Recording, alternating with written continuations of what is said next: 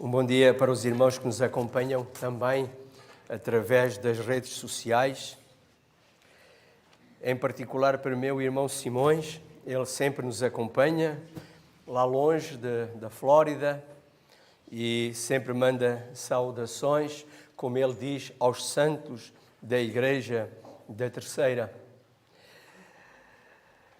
Esta manhã não vos trago PowerPoint, não trago nada visual, audiovisual, será uma pregação às antigas. Se é uma pregação às antigas, a primeira coisa que eu gostaria que os irmãos aqui e aqueles que nos acompanham, dado que não vão ter suporte, abrir as vossas Bíblias. A Bíblia e só a Bíblia é que revela o caminho a Cristo. Foi uma mensagem que eu recebi esta manhã. A Bíblia e só a Bíblia é que revela o caminho a Cristo, à verdade e à vida eterna. Por isso, peguem na vossa Bíblia. Ela revela-vos, e a mim também, a Cristo. Desde o livro de Gênesis até o último versículo do livro do Apocalipse, ela fala de Cristo. Quem pregou aos nossos pais Adão e Eva foi Cristo. Quem pregou a Noé foi Cristo. Quem chamou Moisés foi Cristo. E íamos por aí ao fundo. Deus antigamente falou aos seus servos através dos profetas, diz Paulo, mas a nós, nos nossos dias, falou-nos através de Cristo. Por isso o que nós vamos ouvir não é de minha boca. O que vamos ler não é de minha autoria. O que vamos aprender não sou eu que vos vou ensinar. É a palavra que vai ensinar. E lanço-vos já um desafio nesta manhã de abrirem o livro de Jeremias. No Antigo Testamento é chamado um profeta maior, o livro de Jeremias, depois de Isaías, e vamos deixar na introdução Jeremias.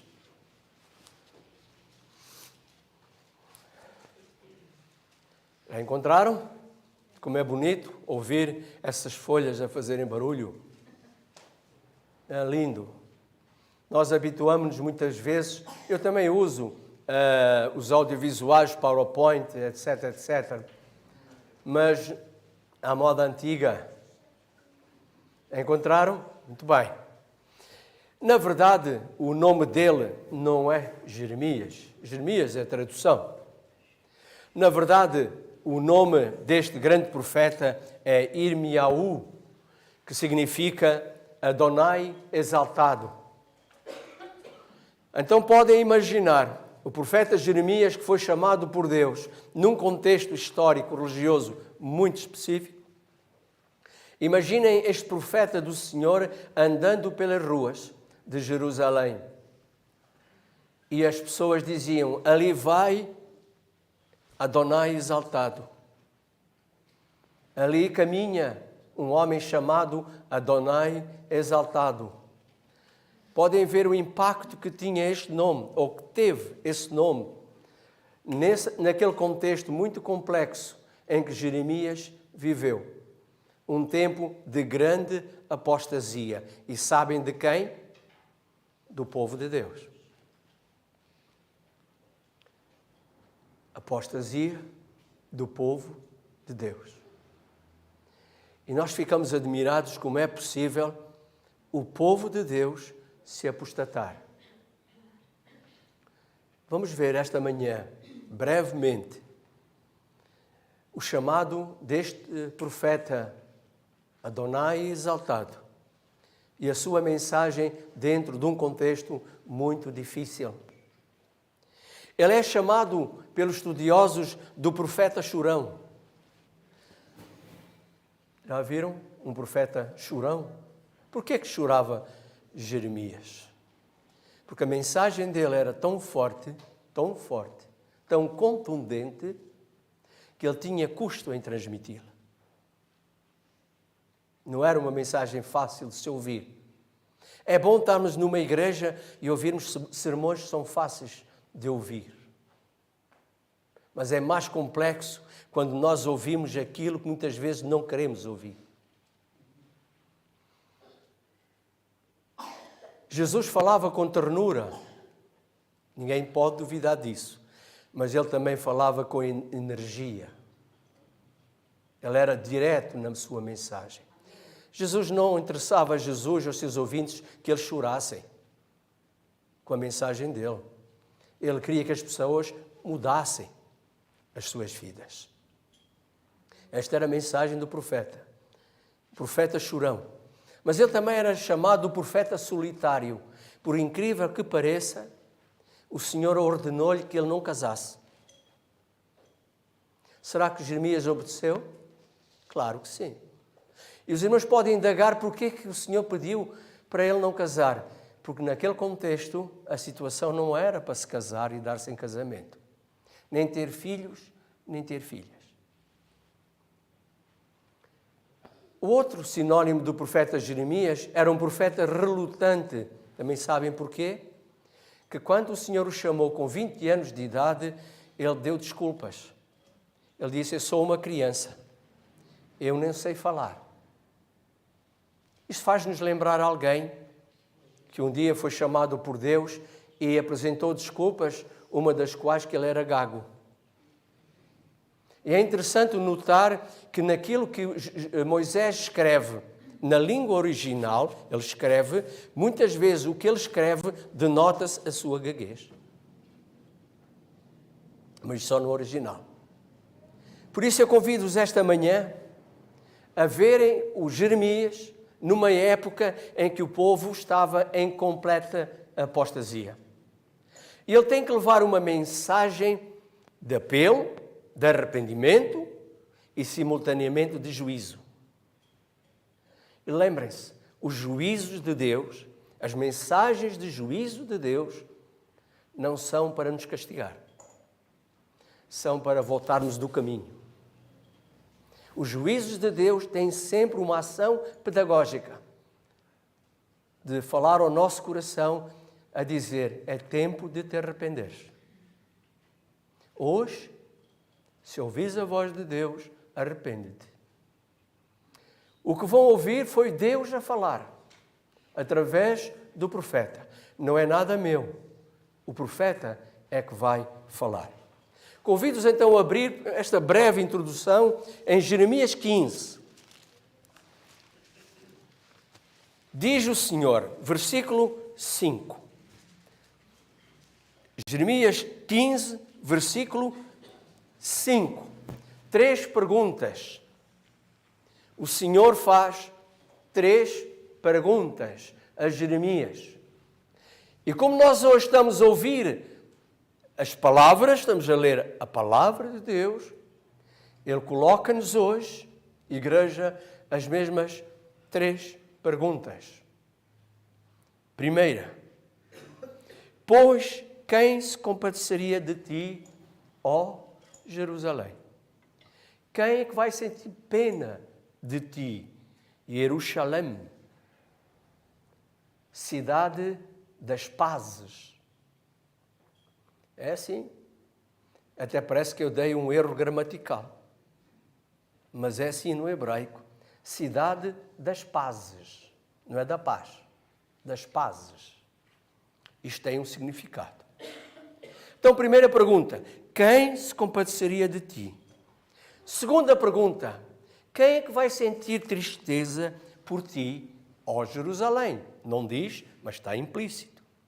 Ou quem se vai desviar do seu caminho para perguntar por ti? Vejam bem, o Senhor coloca 3 perguntas. Quem é que se vai ter pena de ti? Quem é que se vai entristecer por ti? Quem é que se vai desviar a perguntar por ti? Vamos ver. Tu me rejeitastes. Tu quem? Vejam bem, pronome pessoal, segunda pessoa do singular. Tu, isto é pessoal. Tu me rejeitastes. Diz-o Adonai, onde diz aí o Senhor em letra maiúscula, é Adonai. Voltastes para trás. Por isso levantarei a mão contra ti e te destruirei. É fácil de ouvir isto? Eu vou levantar a minha mão contra ti e vou-te destruir. A quem? Ó Jerusalém.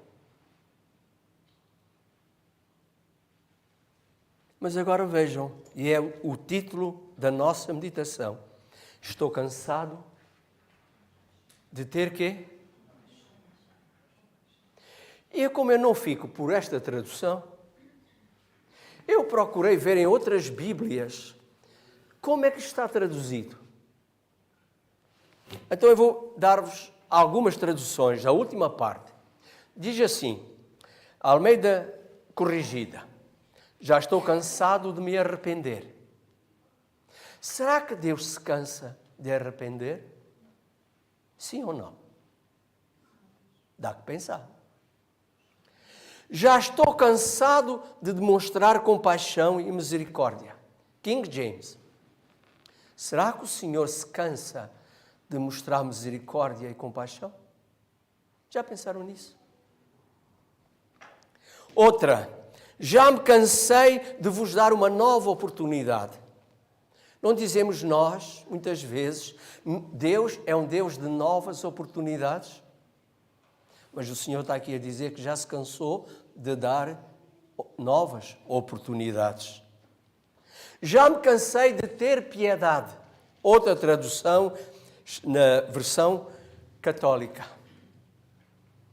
E uma outra tradução do original, da palavra original, é cansei de ter paciência. Será que o Senhor se cansa? Será que o Senhor perde paciência? Sim ou não? Não me respondam. É só para pensar. Será? Nós seres humanos, quem é que já não perdeu a paciência? Alguém já perdeu a paciência? Eu vou-vos contar uma história breve. Os irmãos vão perguntar, o irmão fez isso? Fiz. Um dia, fiquei cansado de um aluno. Durante o ano letivo todo, andou-me a tirar o juízo. Dei-lhe todas as oportunidades. Larga o telemóvel. Guarda o telemóvel. Vejam bem, todo o ano letivo.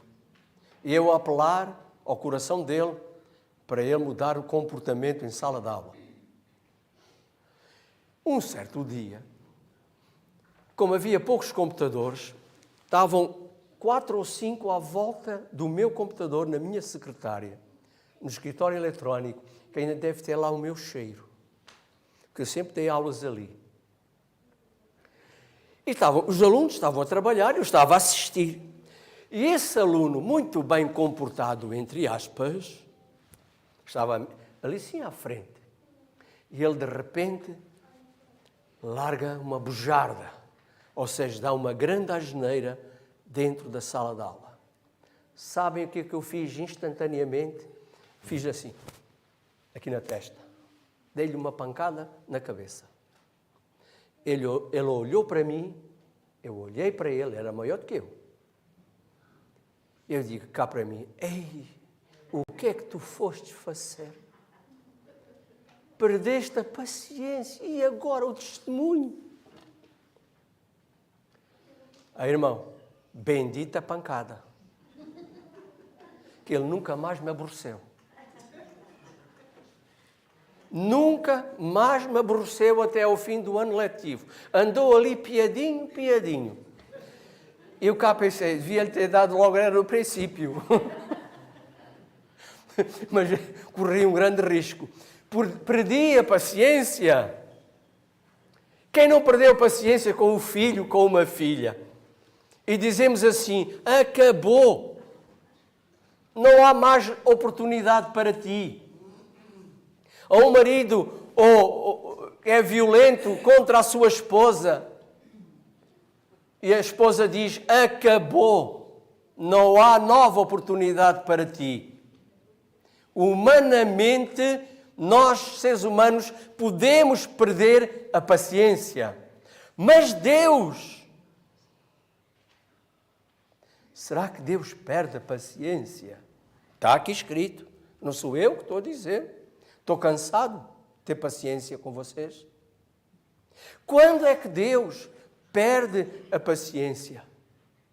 Deus é Deus, não é como o homem, nem como filho do homem. Mas Deus também tem sentimentos. Basta dizer que Deus é amor. Ele é misericordioso, é bondoso, é longânimo, é paciente.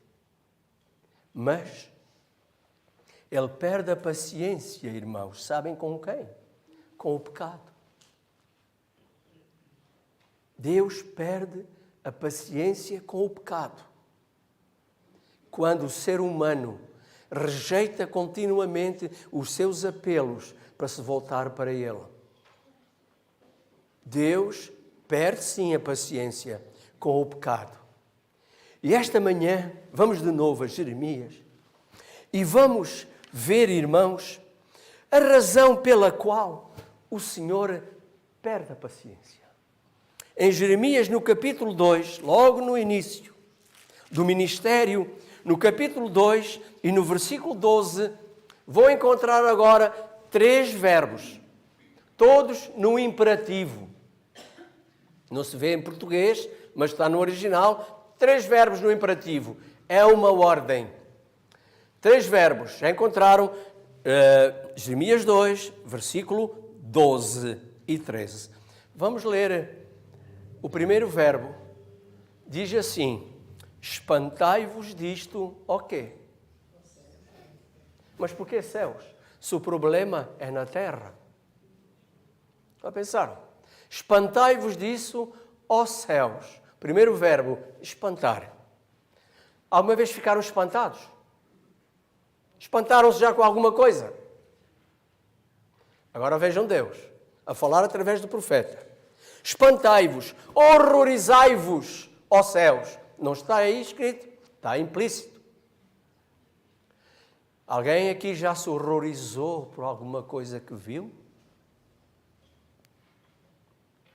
Terceiro verbo, diz assim: ficai estupefactos. Mas Deus está aqui a clamar a quem? Aos céus. O que é que o céu tem a ver com a terra? O que é que o céu tem a ver com a terra? Moisés, em Deuteronômio 30, não vamos ler, no versículo 19, diz assim: espantai-vos, horrorizai-vos aos céus, como vimos. Mas Moisés diz: hoje eu tomo os céus como testemunha. Quando Jeremias, inspirado por Deus, toma a expressão aos céus, ele está a chamar os céus para quê? Para testemunharem. Testemunharem o que é que o povo de Deus está fazendo ao seu Criador e Salvador. E querem ver o que é que eles estavam a fazer? Que espantava os céus, que horrorizava os céus. Versículo 13. Porque 2 males cometeu o meu povo. E nós podemos pensar, bem, foram só 2. Há aqueles pecadinhos pequeninos que não fazem, não é? Outro dia estava alguém com quem eu tomo banho, uma mentirinha lá de vez em quando não faz mal a ninguém. Digo uma mentirinha, até as pequeninas mentiras até já me têm safado muitas vezes da vida. 2 males, qual é o problema? Mas que males? Que espantaram os céus, horrorizaram os céus. Quais foram os 2 males? Diz aí: a mim me abandonaram.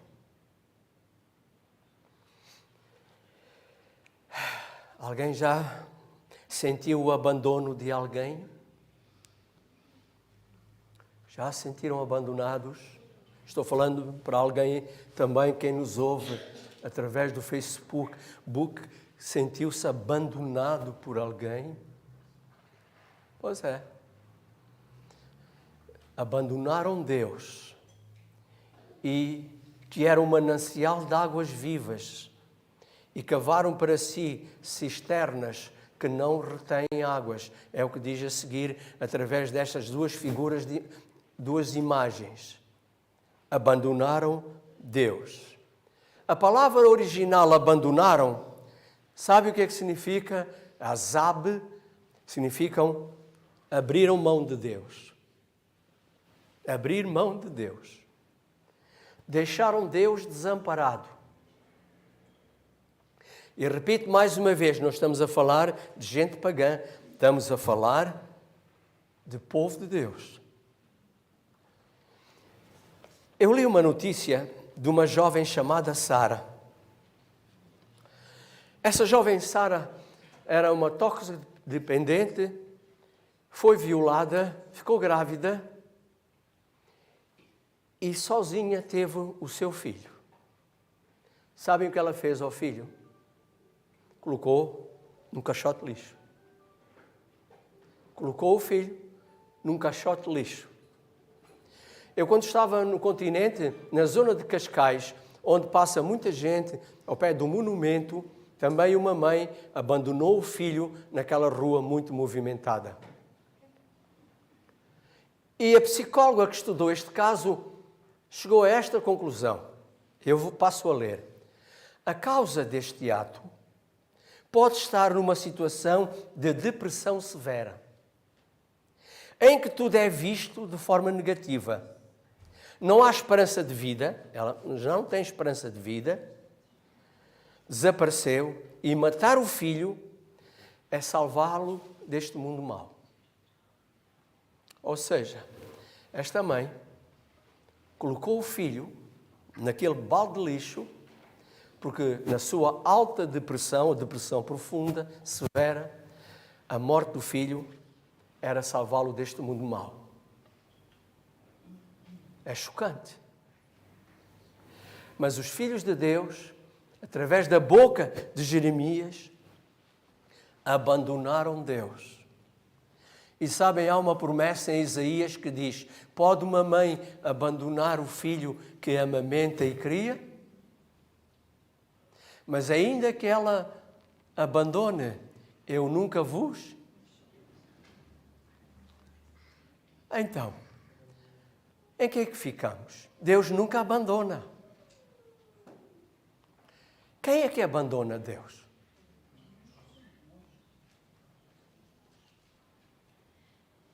Somos nós. Deus não abandona. Nós é que o abandonamos.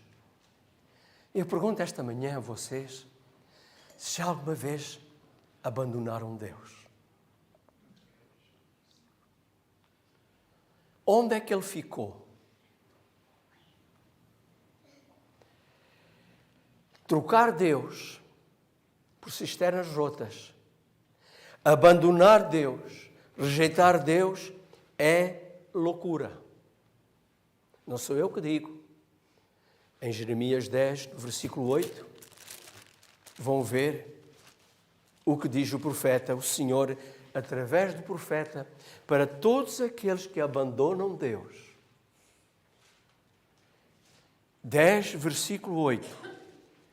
Mas todos eles, Jeremias 10, versículo 8, todos eles se tornaram estúpidos e loucos.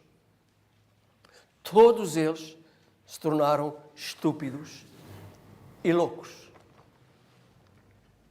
Pergunto, reafirmo, melhor, abandonar Deus, trocar Deus por alguma coisa, é loucura.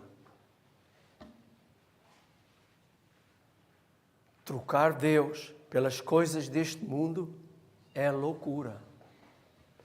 Trocar Deus pela fama, pelo sucesso que este mundo nos pode oferecer é uma loucura. Porque o sábio Salomão, que escreveu o livro de Eclesiastes, sabem o que é que ele diz?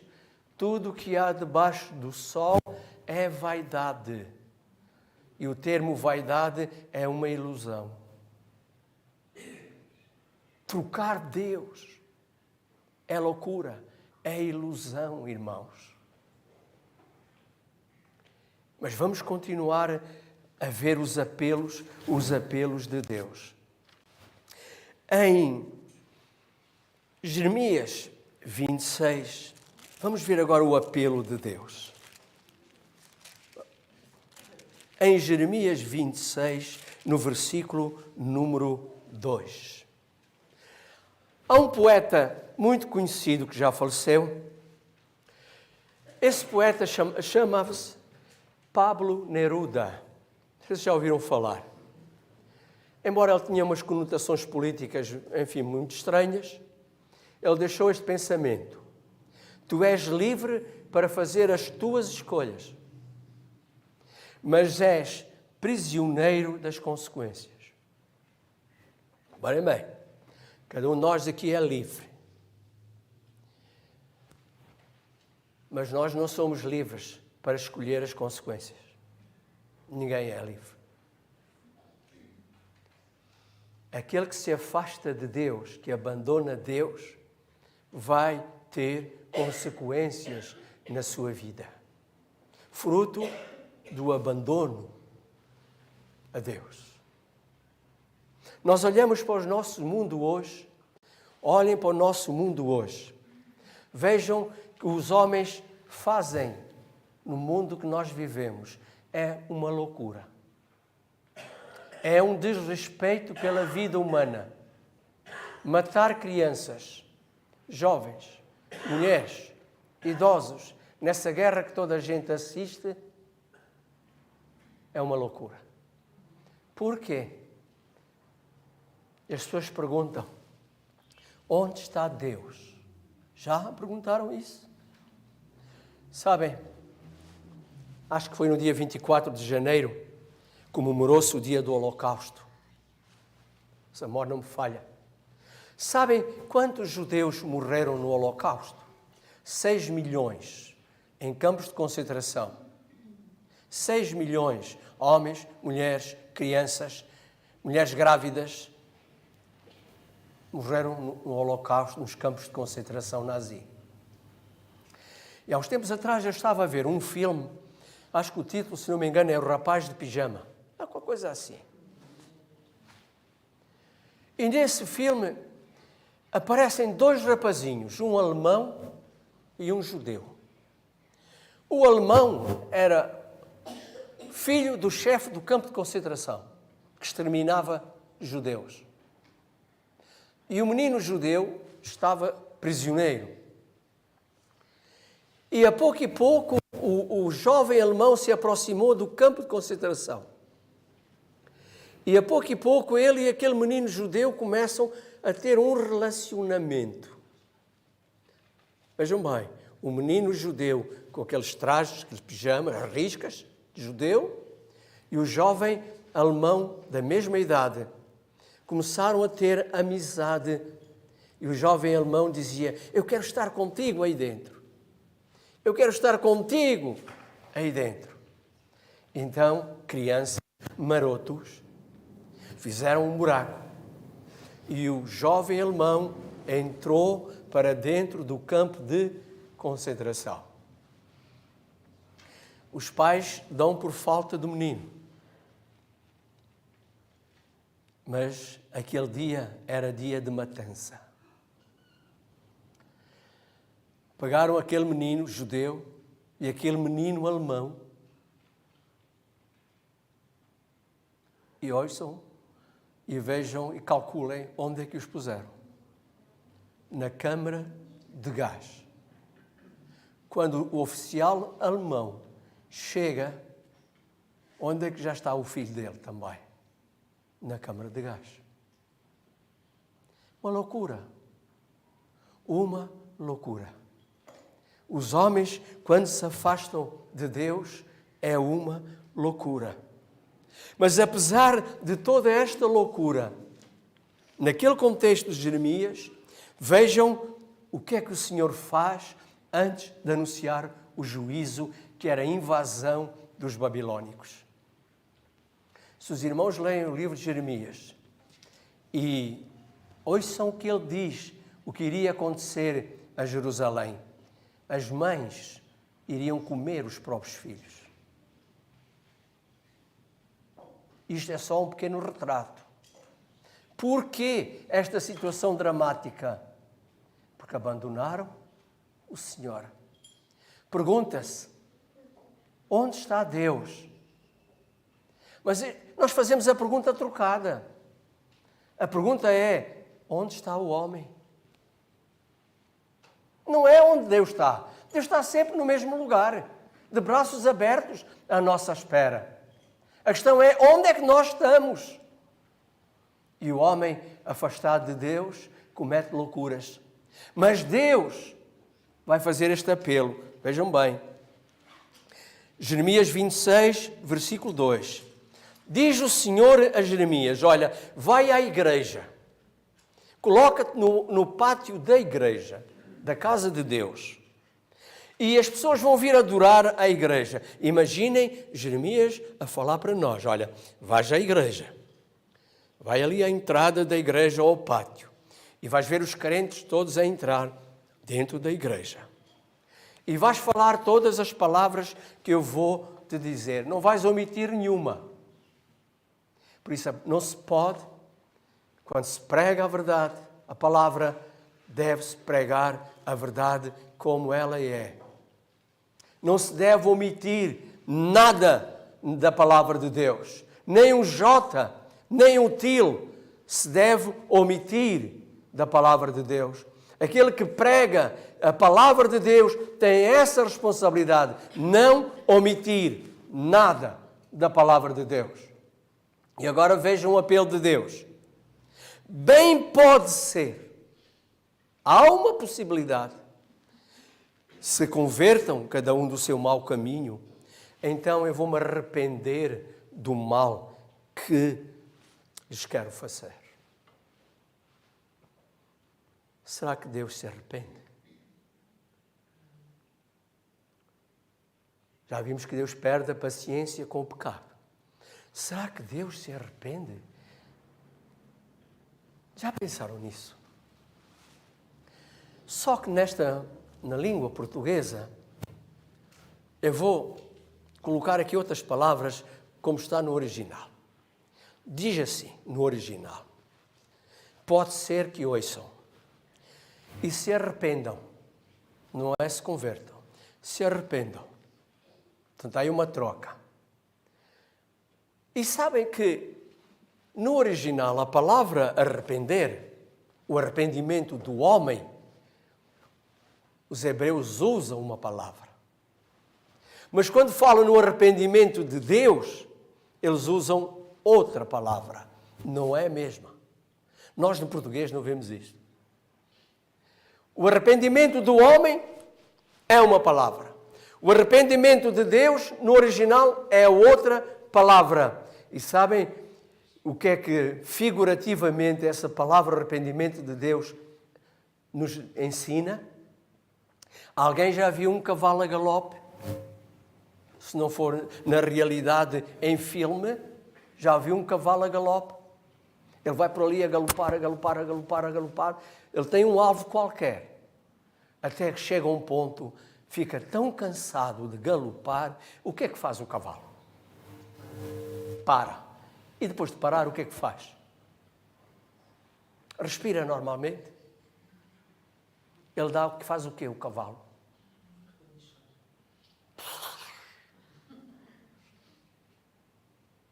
Imaginem Deus a galopar, a galopar, a galopar, a galopar, à busca do ser humano.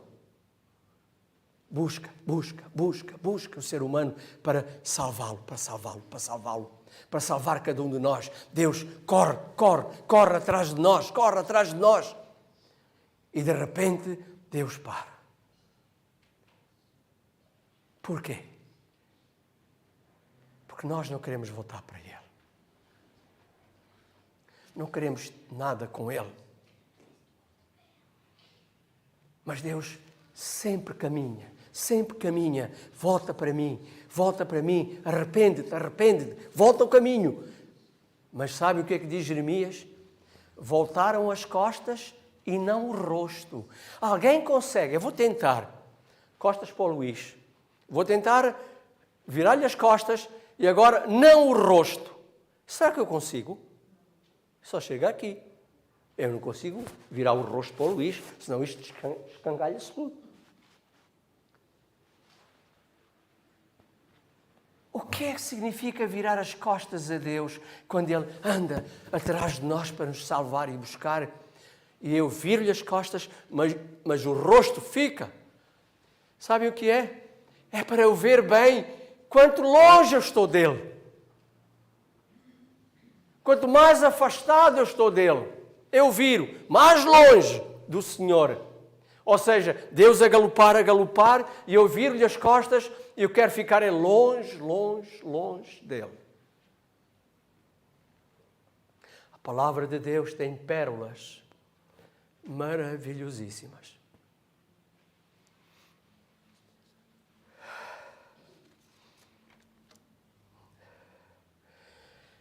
Abandonar o eterno, desprezar o eterno, rejeitar os apelos do eterno é loucura.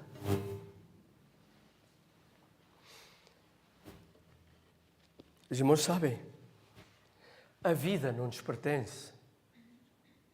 Alguém sabe se estará vivo logo, tem a certeza absoluta que vai estar vivo logo? Não sabe. A nossa vida está nas mãos do Eterno.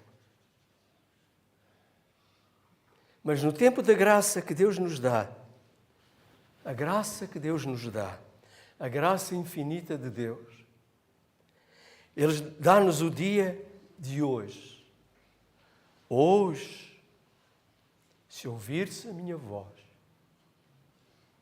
volta-te para mim. Porque tu, meu filho, longe de mim, é loucura. Longe de mim é cavar cisternas rotas que não retêm água.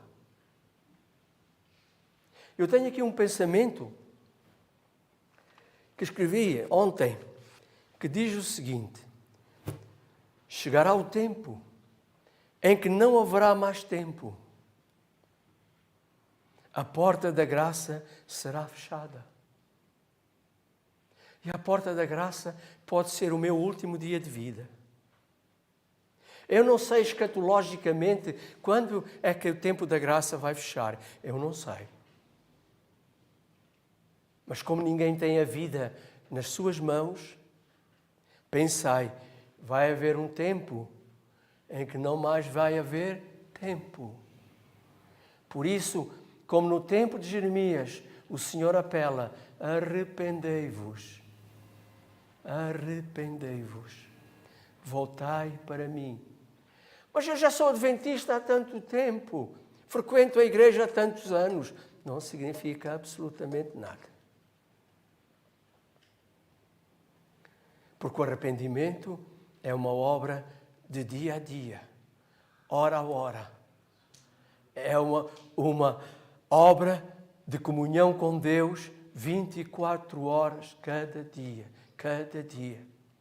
Cada dia me consagrando a Deus, cada dia apresentando o meu corpo, como diz Paulo em Romanos 12:1, em sacrifício vivo, santo, agradável a Deus.